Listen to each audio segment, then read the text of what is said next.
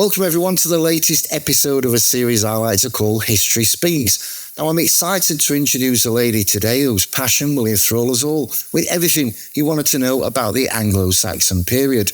Now she's penned many books on the subject and as a fellow of the Royal Historical Society, the Historical Writers Association and Society of Authors, I think we can confidently say that we're in for a treat today.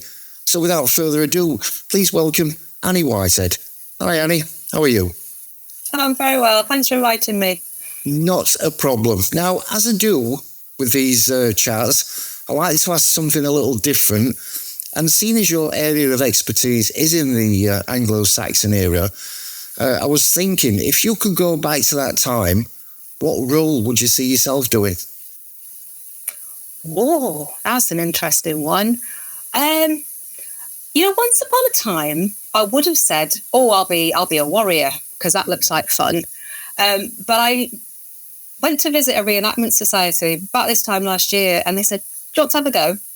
And I said, yeah. And no, it's really loud. It can get really hurty.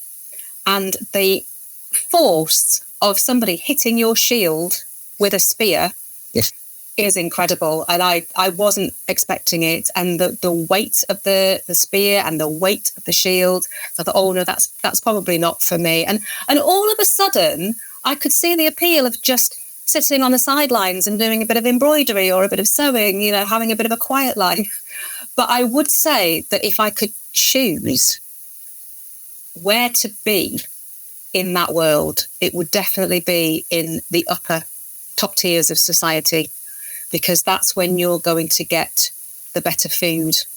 You're going to be more likely to be better treated if you fall ill, within the limits of medicine in those days. And you're probably going to have a more comfortable life. So whatever I'm doing, I think I'm going to be a lady rather than a servant, but definitely not a warrior. No, that's not for me. No, but I think the thing with that period, though, that ladies were warriors as well. It's kind of a double-edged sword, if you want to put it that way. Oh, well, I would argue that we don't actually have a lot of evidence for women in this country, as we've come to know it, of actually fighting.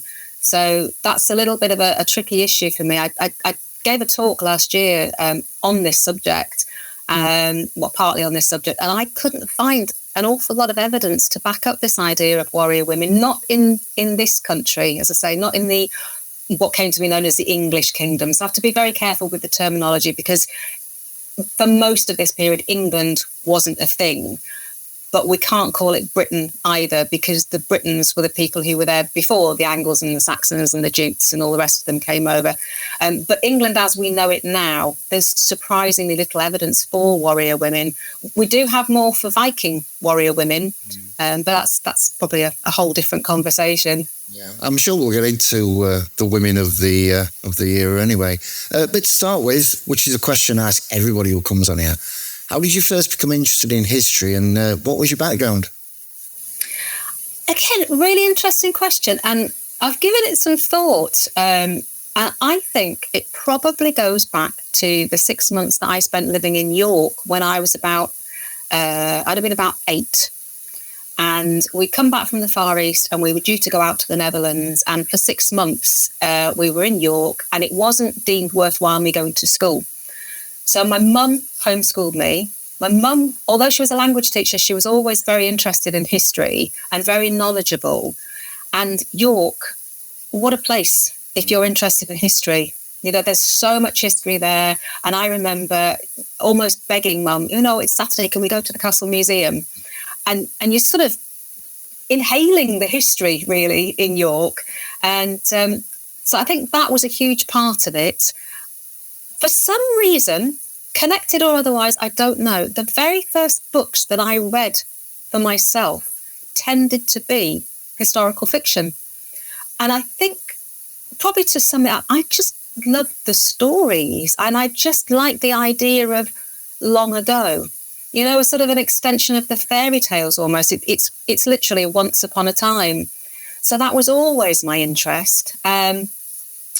Weirdly, for a few minutes, I thought I wanted to be study English at university. And then I don't know, I got better marks for my history A-level, and also something was just calling me.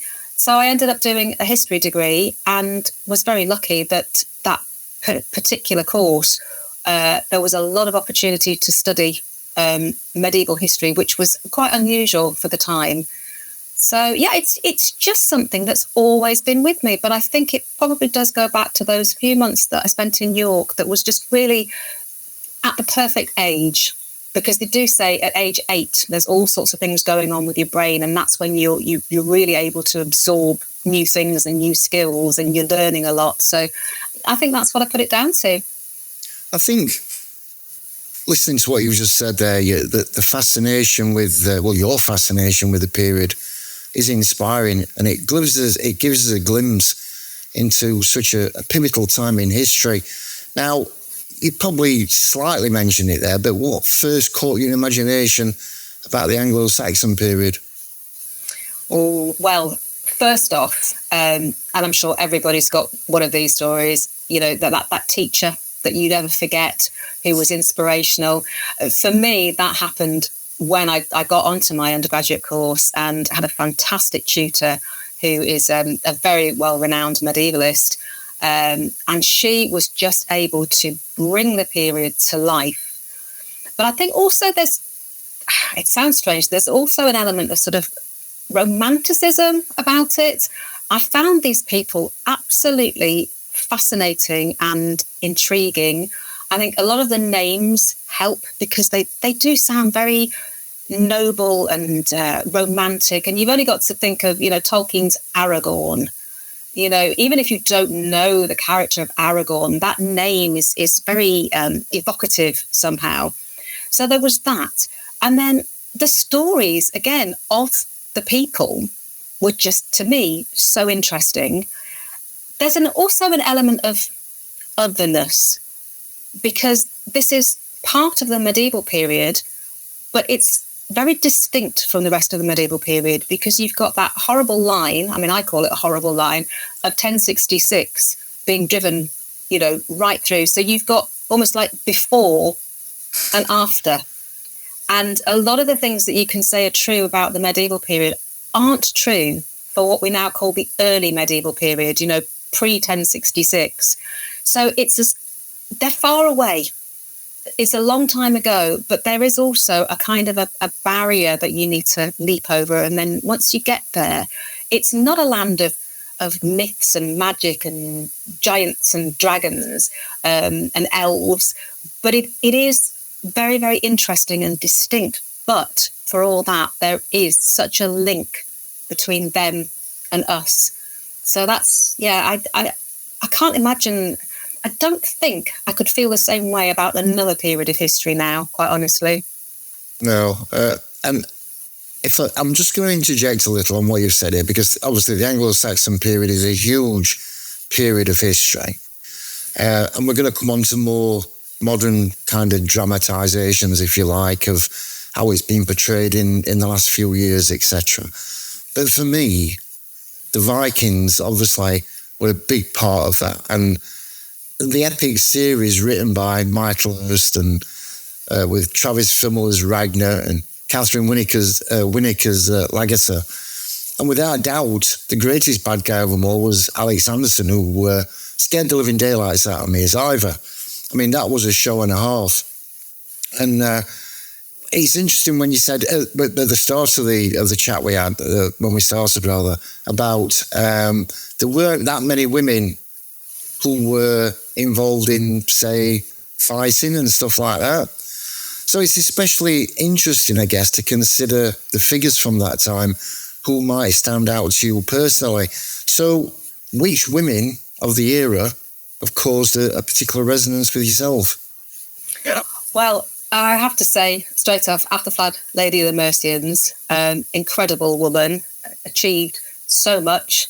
But there are others that perhaps people haven't necessarily heard of that, in a way, wielded at least as much influence, if not more.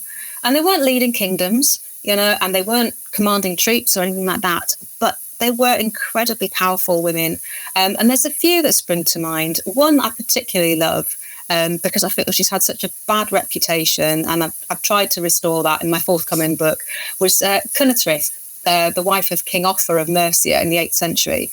And Offa is famous for a lot of things, but also for the incident where he killed the King of East Anglia. But in a lot of the sources, it's not him that's blamed for it, it's his wife. And this poor woman got such a bad reputation, and just came down through history known as, the woman who, if she didn't actually kill the king herself, but it was her idea, and she dripped poison into the king's ear and suggested it would be a really good idea if he got rid of this enemy of his. And when the king would have nothing to do with it, she arranged it anyway.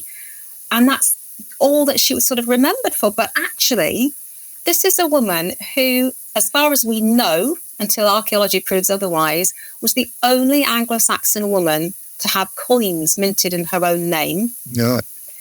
She was a really, really powerful abbess. She was of such good character that a contemporary actually wrote to her son saying, you should learn compassion from your mother. So far from being this scheming, evil murderess, she was actually really powerful. It seems like she was ruling a lot of Offa's dominions for him, because his kingdom at one point was absolutely huge. I mean, it was virtually the whole of what we now think of England from the Humber down. So, yeah, women like that appeal to me because I feel that they've had a bit of a bad press. And then we've got others who don't necessarily get remembered, but I'm thinking of the likes of Abbess Hild, or sometimes known as Hilda of Whitby, who founded one of the earliest abbeys. These monasteries and abbeys at the time were what were called double houses, so they had monks and nuns, and it was almost always, I'm talking about the 7th century here, were almost always run by women. And this woman was incredibly powerful. She was part of the ruling royal family. And it was said that she educated, I think it's no fewer than 5 future bishops. So people were going to her abbey and learning from her. There was a huge scriptorium there. They were doing translations of works there. Just incredible. And it kind of destroys this idea that we might have of nuns being very cloistered. It's not a nice place. Get thee to a nunnery like it's some kind of punishment. It completely wasn't. But these were centres of learning, of excellence, and they were being run by women like Hild back in the 7th century. So again, it kind of destroys this idea that women had no rights over their own lives, because these women were choosing this life. They weren't being sent there. So, yeah, so Queen Cynethryth, I know it's a really difficult name, and St Hild. There's a few others. One I particularly love, we don't have her name, unfortunately, but she's the wife of King Radwold of East Anglia, who is generally thought to be, he of the Sutton Hoo burial. And there's a story that he went down to Kent and quite liked this new religion that they had down there, this Christianity thing. So he came home one day and told his wife, that's it, get rid of all our temples. I'm worshipping this one God now. And she essentially said, no, you're not. And he changed his mind. And I think, again, this woman, we don't even have her name, but just from that tiny story, we know that she was a woman that her king, her husband, really listened to on matters of huge importance. So I absolutely love her, and I just wish we had her name, but sadly we don't. So there's lots of them. There's queens, there's abbesses, there's daughters of kings, and they were all incredibly influential and powerful in their own way. And nothing's really changed, has it? Because men still listen to the wives anyway, even to this day. Well, I'd like to think that they all do. So nothing's changed. I mean, the women, as you say, who've left a lasting impression, reveals so much about the stories that resonate through history. And it's always interesting to see how such figures are brought to life in modern interpretations. Now, I mentioned earlier about the Vikings, but how do you think Aethelflaed, the Lady of the Mercians, was portrayed in The Last Kingdom? Wow, interesting. I think the personality was very close to my imagining of her, because my first novel was all about her life. And I think that they got that right, because to achieve what she did, she must have been a woman of huge determination and able to overcome challenges. And I think that really came across. And I think Millie Brady played it absolutely brilliantly in the series. So I have no problem with that. And I have to say at the outset, I watched all of the series, including the final film, and I thoroughly enjoyed it. I thought it was absolutely brilliant. Verna Cornwell tells a brilliant tale. The TV adaptation was dramatic. My problem was the inaccuracies, and one in particular, as I mentioned earlier, I don't believe that Aethelflaed was actually fighting. And when we look at the sources, as I said earlier, there's no real evidence that women of this period did. We don't have any written sources that suggest that. We do have an almost contemporary source. Well, it is contemporary. It's the biography of her father, Alfred the Great, that was written during his lifetime. And from that, we have quite a lot of detail about the education of the royal children. And it's very clear that the boys are taught how to fight and to hunt, and the girls are not. We know that Aethelflaed's brother, Edward the Elder, educated his own daughters. And again, we have a written source that says they were educated in things like embroidery and needlework. And whilst these women probably were literate, and we do have examples where we know women of this period were literate, there isn't anything that directly tells us that they were fighting. We've got one source, part of the Anglo-Saxon Chronicle, which is known as the Mercian Register, which is basically tells the main events of Aethelflaed's adult life. And it talks, it's very interesting the way it phrases things. So when an abbot who was dear to her was killed and she took revenge in Wales, it says she sent an army to Wales. It doesn't say that she went with them. Although in my novel, I did send her with them, because otherwise all the drama would have happened off stage, as it were. But it isn't clear that she went to Wales. It says that she took Derby, and there's a famous line where she lost 4 thanes who were dear to her. So that gives you an idea of the relationship that she had with the men who were fighting on her behalf. But again, it doesn't say that she was fighting. I think she was there. And she might even have been, rallying the troops, but we don't have any concrete evidence that she was fighting. So for me, that's all a bit off. My main problem with the TV series of The Last Kingdom was the way they portrayed her poor husband, because he wasn't like that at all. He was much older than her. He was very well trusted and very well revered. Not at all the sort of spineless, callow youth that was portrayed in the series. For all, it was a great story. But for me, that was like, oh, come on, the Mercians are brilliant. Stop portraying them like that. I think with all historical TV series, there is a big amount of artistic license. And I think that's the same for whatever you watch. But for pure entertainment value, The Last Kingdom was immense, I thought. I have to agree. And I watched Sharp with very little working knowledge of the Napoleonic era. I mean, I studied it at school for A-level, but that was, let's just say that was last century.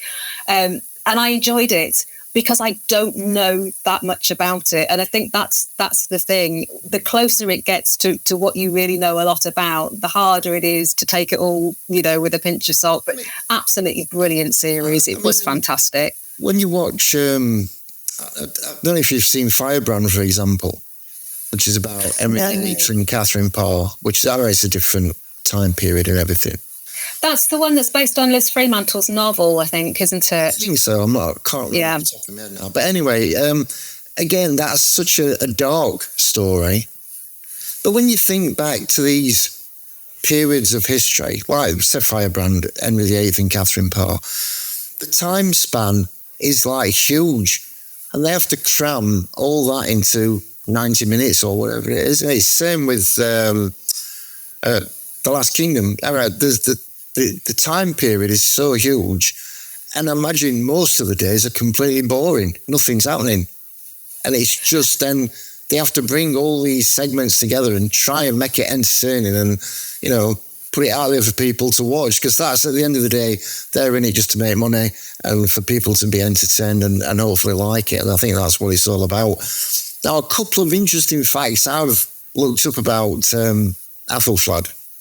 In 2018, which I didn't know this, apparently 10,000 people attended and watched a reenacted funeral of her in Gloucester. And in Tamworth, a 6-metre statue was unveiled. Now, that really shows how much weight she must have carried over the last 1,000 years. Yeah, I was in Tamworth 2018, and that was I gave a talk about her and how I fictionalised her life, and the celebrations were incredible. And we're in 2025 now, so it's a year before last, in 2023, there was a big Aethelfest in Tamworth, again celebrating her life, and I gave 2 talks at Tamworth Castle, one of which was about her and this idea, was she a warrior woman? Was she a queen? Because the whole title of queen is causes a lot of debate, because in this period it didn't mean quite what we think it to mean, and she was never given the title, but she acted like one. So that was one of the talks I gave. But yeah, I mean, Tamworth, they do hold her very, very dear in their hearts, because obviously she was, closely associated with Tamworth, as was her nephew Athelstan. So yeah, and it was just great to see all the celebrations. It really was. I can imagine. But can I just ask you one thing then? This is really quick. We've talked about women maybe not being warriors, but if she's a queen, how would she have, sent out power to people, and how would men have reacted to her, giving them orders, sort of thing, if she didn't have any kind of, fighting background to her or anything? That's really interesting. So she was elected. And this is the thing that I struggle with. And I often say that, her whole life story is a paradox, because we know that she was leading a kingdom, that she was a queen in all but name. And some of the sources do call her a queen. So the Welsh and the Irish annals call her queen. Her actual title was Lady of the Mercians, and her husband was called Lord of the Mercians. So he wasn't a king, but it's very, very clear that they were something more than just nobility. He wasn't just an ealdorman, which was sort of the top tier of the nobility at that time. He was something sort of in between. He was obviously deemed high enough up the pecking order to marry a king's daughter, because we don't have any other instances of that, or again until the 11th century. So apart from Aethelflaed, it was, I think I'm safe in saying, always the case, somebody out there will prove me wrong, that kings' daughters married kings.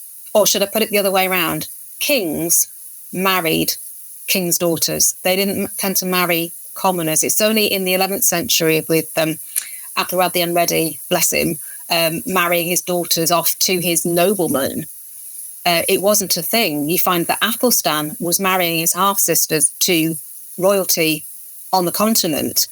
So there's something about this power couple. They are issuing charters in their own names, but sometimes also you'll see in the charter with the permission of Alfred the Great or with the consent of Edward the Elder, who succeeded him. So she's got this authority.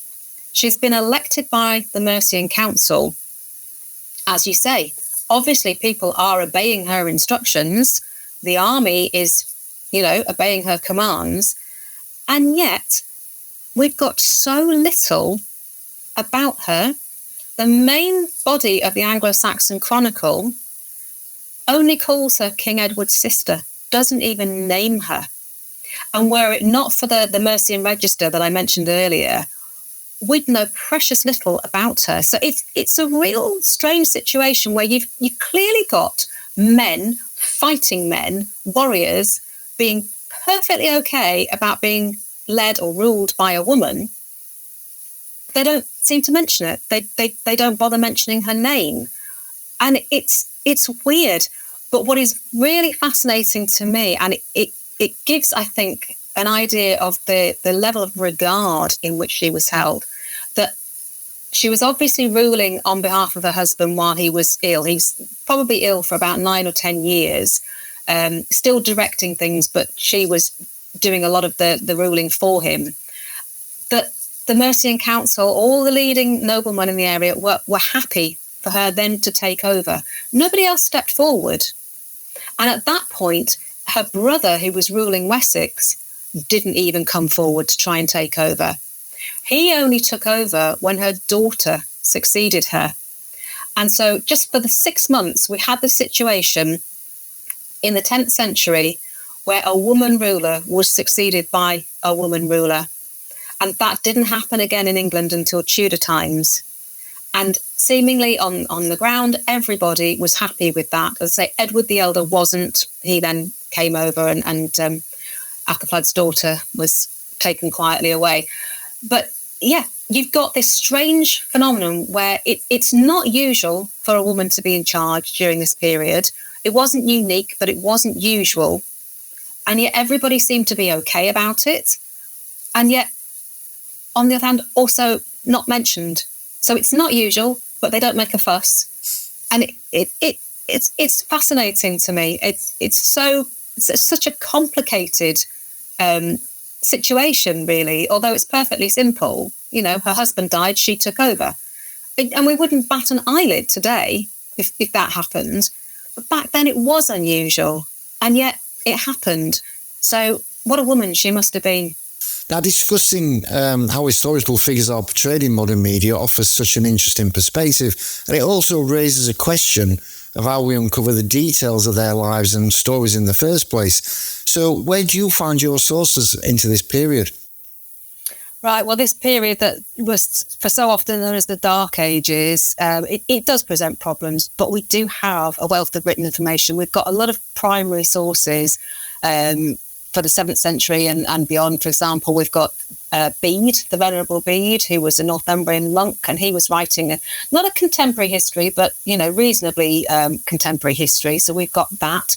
We've got the lives of the saints who were living at that time. So although obviously that's a religious aspect to those, it's still important information that's contained there. We do have, as I mentioned earlier, the Anglo-Saxon Chronicle, which is at some point contemporary, not always, but it's a really good starting point. And we do have a surprising amount of surviving wills and charters and law codes, which gives us a really good insight to the way society was ordered at the time. And the wills are great sources of information because we can look to see who owned what and who was giving away what. And the charters are great because they not only set out whatever it is, it might be a charter recording a gift of land, for example, but they're all witnessed. And we have the witness lists at the bottom of all these charters that tell us who was there at the time. And we know where these charters were issued. So if you're interested in a particular person from that period, you can find them. You can find where they were when, which is, you know, a great source. We've got later sources as well, the Anglo-Norman chroniclers. They're the ones who they all say they were working from earlier histories, but we don't always know what they were. And they do tend to embellish the stories a little bit. And as I mentioned earlier, they do give the women a bit of a bad press.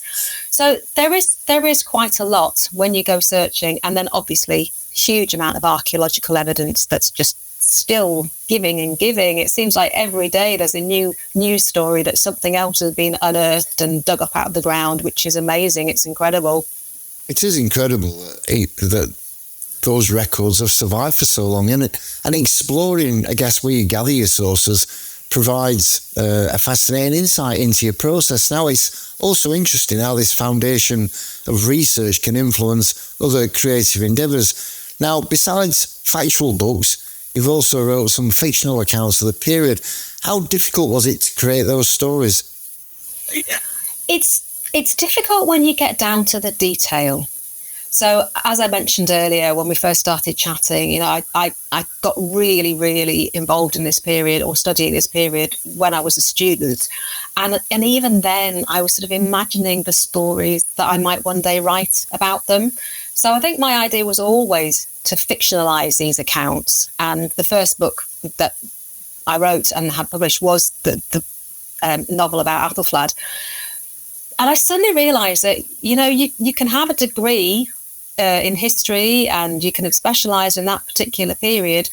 But suddenly, for writing fiction, you need to know things like, what did they eat for breakfast? Did they eat breakfast? And in non-fiction, it's so easy to say, the army marched north. You can't get away with that in fiction. You've got to explain their route. You've got to find stuff for them to have happen to them on the way. And it was, going back to what you were saying, you can't in a drama just have the everyday life. You do need to put a bit of that in to sort of, build your world and put your characters in there. But I found that I needed to know slightly different things for the fiction. In the non-fiction, you can't make stuff up. You've got to justify everything. You've got to sort of point back to the sources all the time. But you can say, they sailed across the Irish Sea, and that's fine. You can also say, we don't know why they did this. It might have been because of A, B, or C. In fiction, you've got to know. You've got to know what your characters were thinking when they made that decision. And you've got to make that decision based on the drama that you've invented for them, if you're inventing it, or what really happened to them.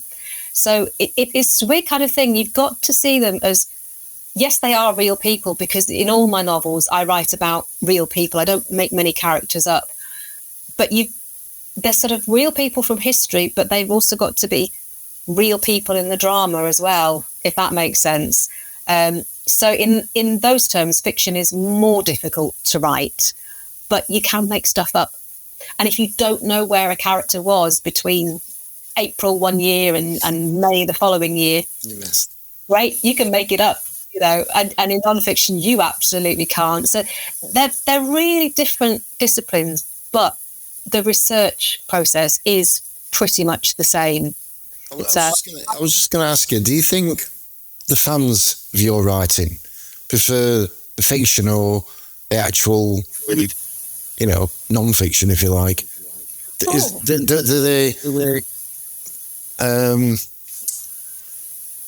they take in what you say about the fictional characters, or do they just prefer the actual stories, the actual facts? Do you know what? I'm honestly not sure. I do know people who've read both my fiction and my non-fiction, and I always worry a little bit that, depending on which way around you do it and how much you know about the period, obviously the non-fiction contains massive spoilers. That, in the fiction, I might not want to let you know until the last page that someone's died. But the non-fiction, there's no getting away from that. I'd like to think that they complement each other. I know historical fiction was sitting in the doldrums until recent times, but it's hugely popular now. But then also, so is historical non-fiction.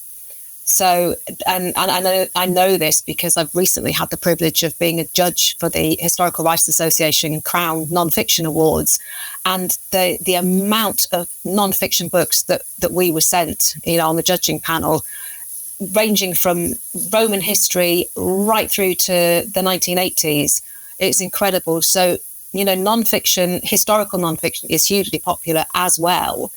So as long as people are happy to read what I'm writing, I'm happy to write what I'm writing. What we need is a TV series. That's really what we need, isn't it? Oh, that would be fantastic. It would be great.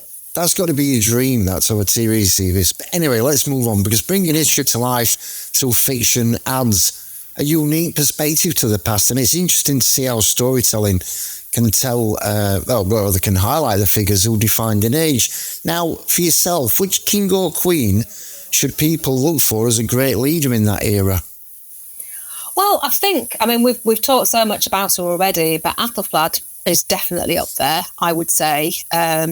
Just apart from anything else, the fact that she did all that as a woman, that's great. Pushing back the Viking onslaught, working in consort with her brother. And they really did, it was a combined campaign, the two of them.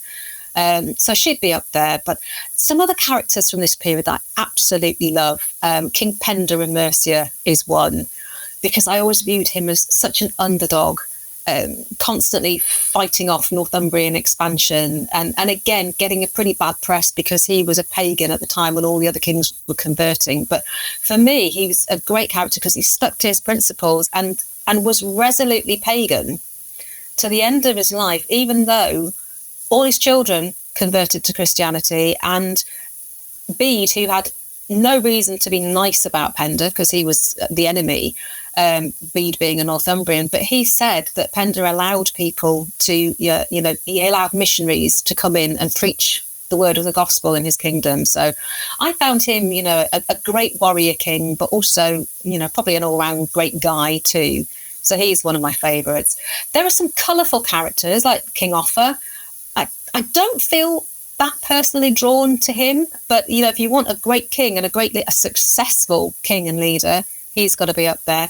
Alfred the Great, I'm going to give him a bit of a swerve if that's okay, because everybody talks about how Alfred and obviously we've got this phrase now, the last kingdom, and there's no doubt that Wessex was the last kingdom. It was the only one that didn't really get invaded by the Vikings and they didn't settle there. But I actually think when you look at the military achievements, his son Edward the Elder was much more successful. He won a lot more battles. He pushed them back with the help of his sister much more effectively. So I'm a little bit on the fence with Alfred. He did a lot of good. Education was a thing for him. But militarily, I don't think he was quite so crash hot as people imagine. So that's probably going to be a really unpopular opinion. So I'll say no more. No, you're fine. You can say whatever you like, But I guess leadership during that time certainly provides a lens through which to view history. And beyond their actions, which we I'm going back here to a question I asked you earlier about where you gather your sources. The language of the time also offers incredible insights into how people lived and communicated. Now, Old English was the language back then. So if you go back in time, how difficult would it be to understand how they spoke, given now the timeline? I think it would be quite difficult, although there are elements of Old English that are incredibly close to modern English. For example, today is Friday, or Freya Day in Old English. The days of the week, we've got Sunnudag, Monundag, Thursday. It starts to sound very familiar. I don't think that a modern English speaker would understand an Old English speaker straight away because the grammar is different. It's probably more like German in some regards. But I'd just like to, if we've got time, I'd just love to do a little experiment and just read you something here. Go on. If I don't explain what it is, it won't make sense. Okay? Forgive me, my pronunciation's a bit rusty, but if I was to say to you, Fedda ure, de duer van heavenum, zi den nama jehalhod, to bekomen ten riche, goeira din wila, on ergens was wel on heavenum. Okay, how's that? I have no idea what you've just said, by the way. Okay, if I told you that that's the Lord's Prayer. All right, okay. Fedda ure, our Father, de de earth un heavenum, who art in heaven. Zi den nama jehalhod, thy name be jehalhod, hallowed, holy. To become within riche kingdom, Gwira bin wila, thy will be done.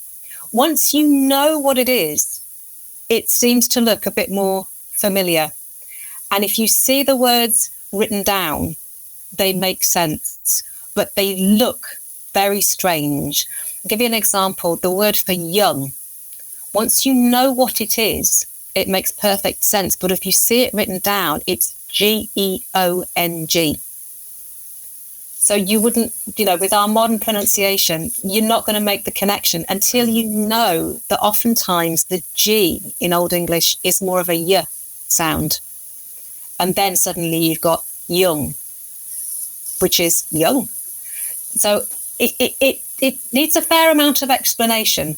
But once you know what you're looking at, you can see. And so many of our modern words are derived from Old English. So, the Normans didn't manage to stamp their boots all over our language. A lot of our common day words a lot of our body parts are derived from Old English. Arm, knee, eye. Our family members, brother, mother, father, they all come from Old English, but because of their different pronunciations and the fact that they did use some slightly different letters, it's not always immediately obvious to the eye. And I think it would be hard on the ear if you were just hearing it.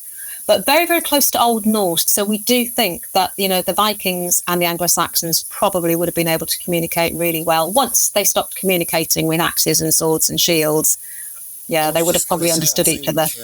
It does sound Scandinavian in its where you say it.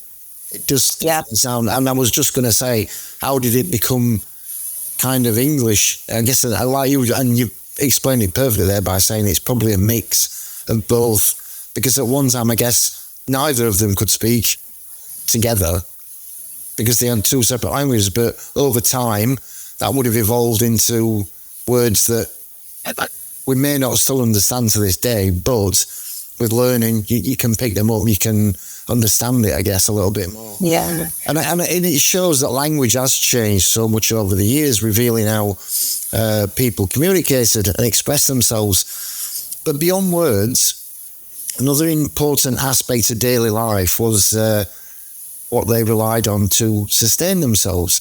Now, there was one thing that came to light for me when I looked into this, and I find this incredible.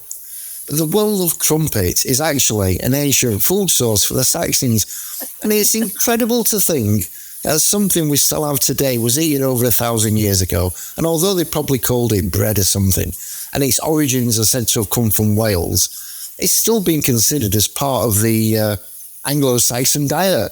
So I guess, what do you think, would be a basic daily diet for people back then, including the crumpet, of course? Well, there were a lot of, there's lots of evidence, but bread is quite time-consuming. It's very labour-intensive. And bread as we know it today, the risen loaf with the yeast, probably wouldn't have been baked daily. But what they would have done was bake flatbreads and, as you say, crumpets and pikelets and things like that on a griddle rather than in an oven. So what in my family we call drop scones, that kind of thing. So flatbreads, yes.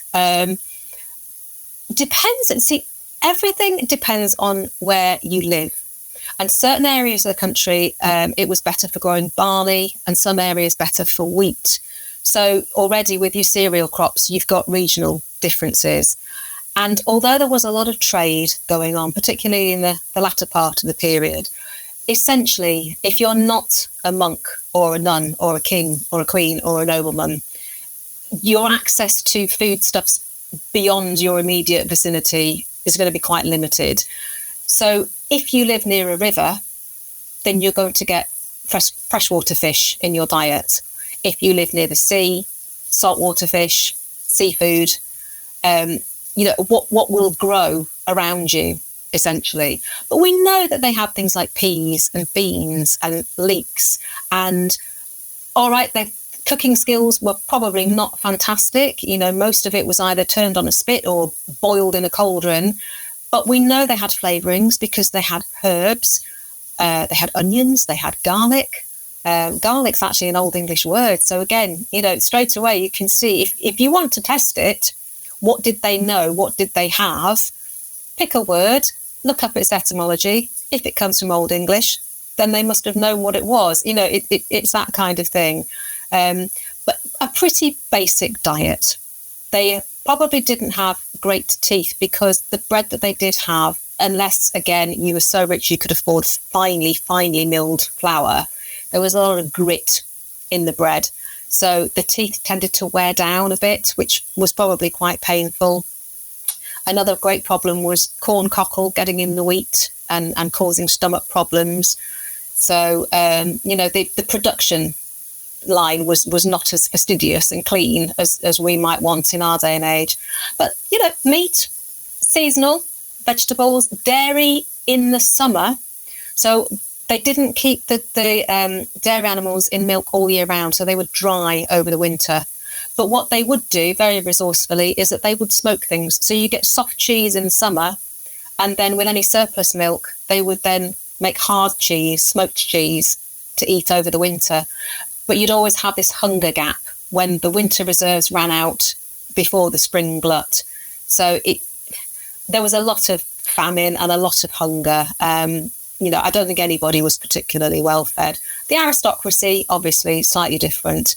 But yeah, seasonal and local, which is, kind of what we're all trying to get back to now in a way. We are in a way, yeah. I mean, exploring, I guess, the daily lives of people, it gives us, again, another perspective into their world.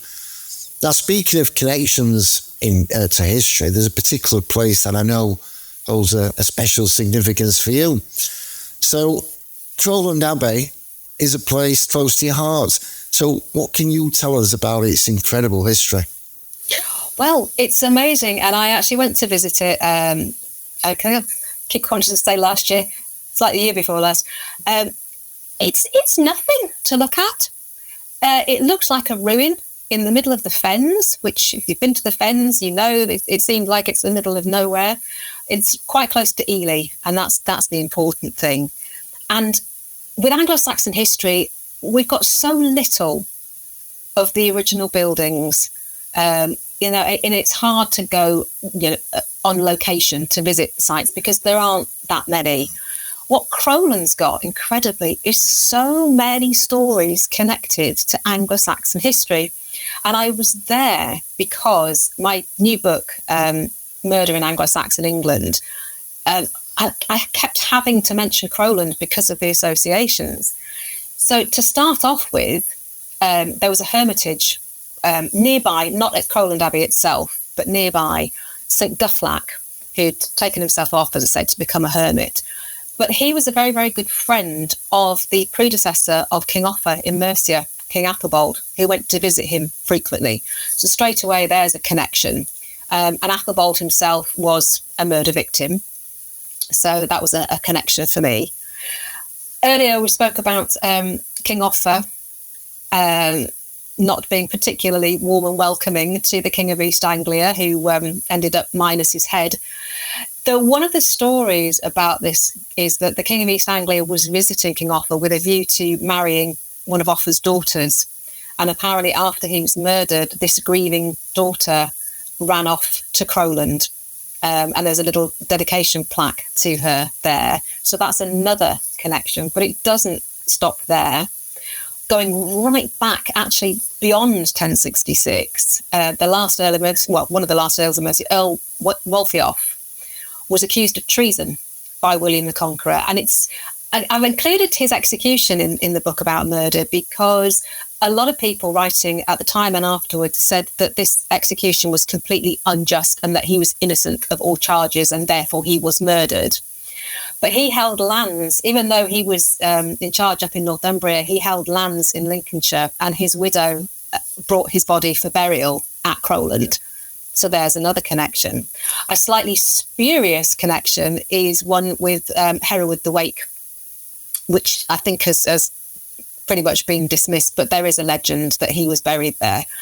The reason I was visiting was because there is also a story, not corroborated, but a great story nevertheless, of Crowland being subject to an attack by Vikings, much in the same way that Lindisfarne famously was.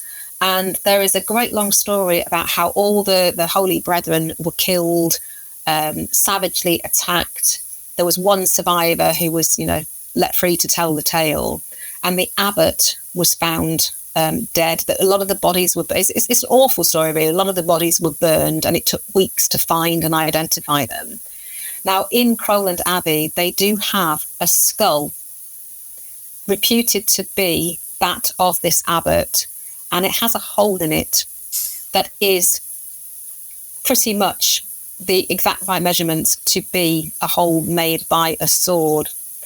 Now, we don't know whether that is the abbot's skull. It has been dated by the British Museum. The dating is consistent with the peak of the Viking raids.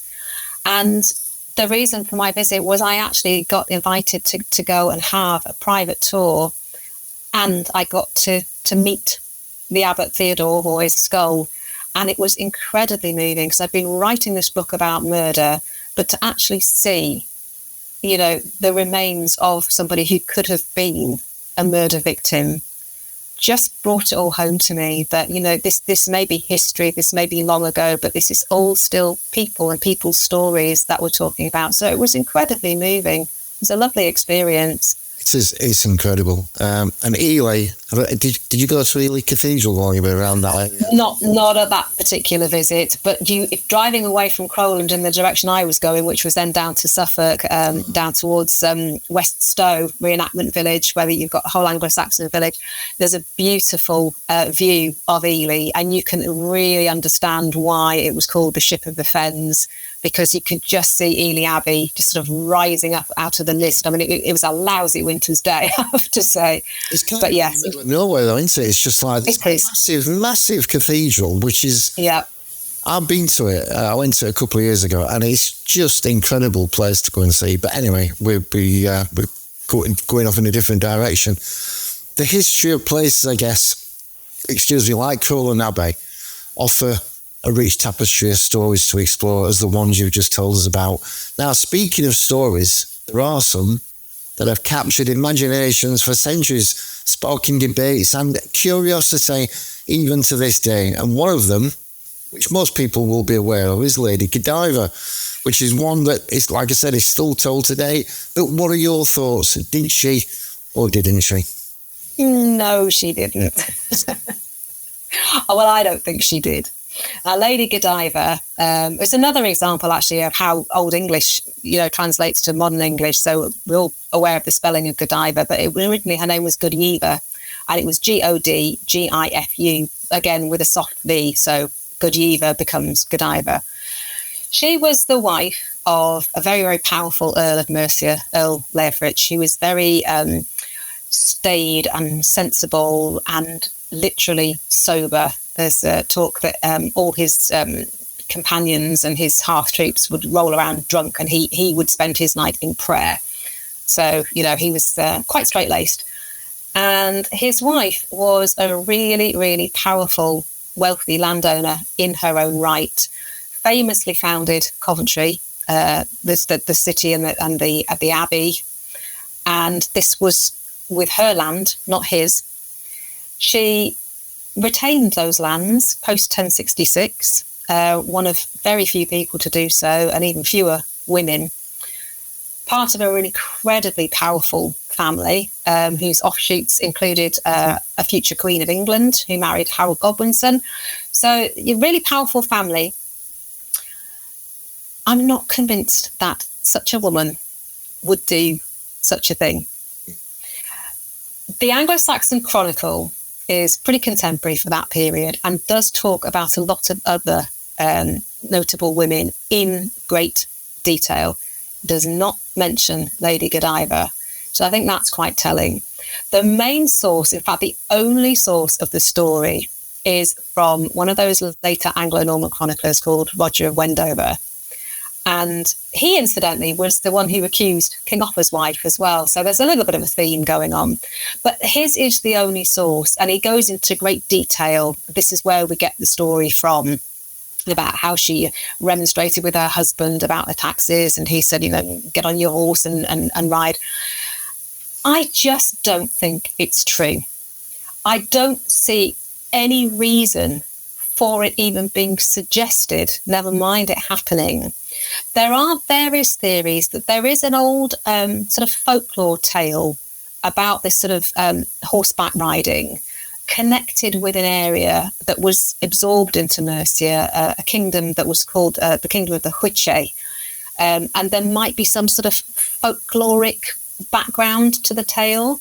But the way Roger Wendover tells it would have caused such a scandal, particularly for her poor husband, who was known as being very sort of upstanding and, you know, not given to vice of any kind.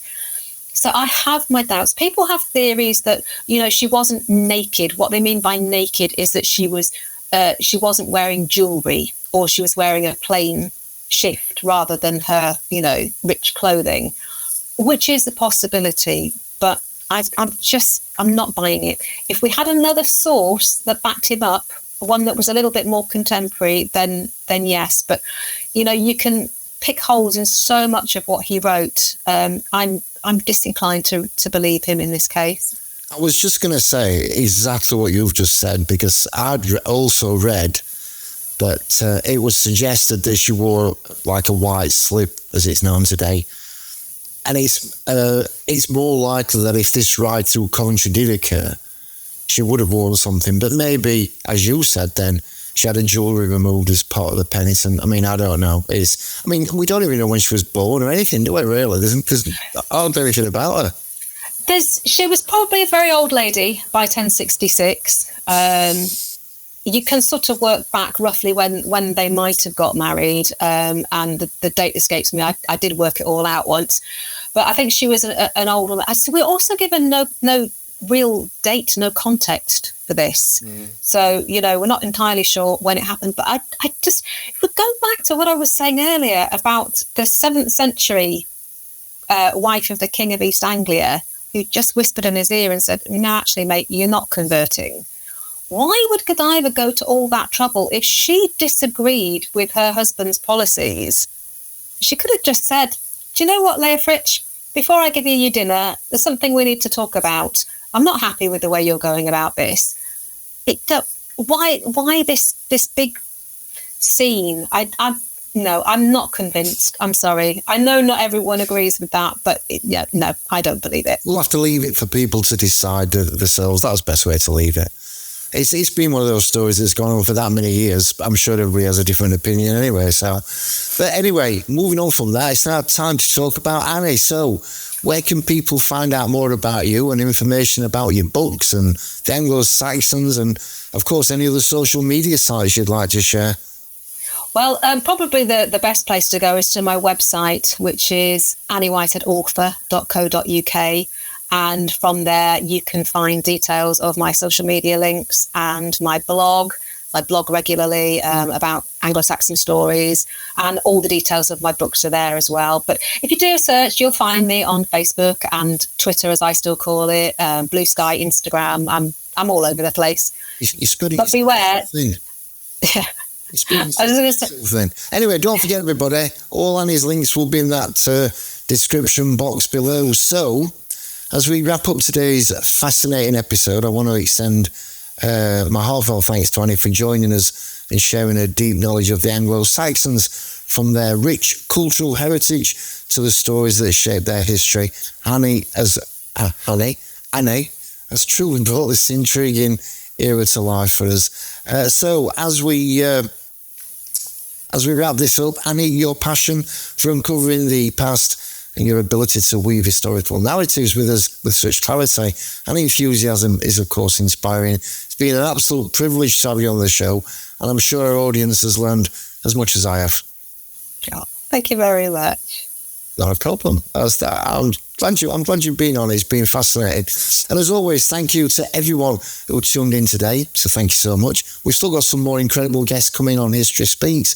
So if you love history, you'll love History Roadshow. And don't forget to like, which is one of these, subscribe, hit that notification bell so you never miss any of our historical stories. And until next time, keep exploring the past with us, and we'll see you in the next video. Bye for now.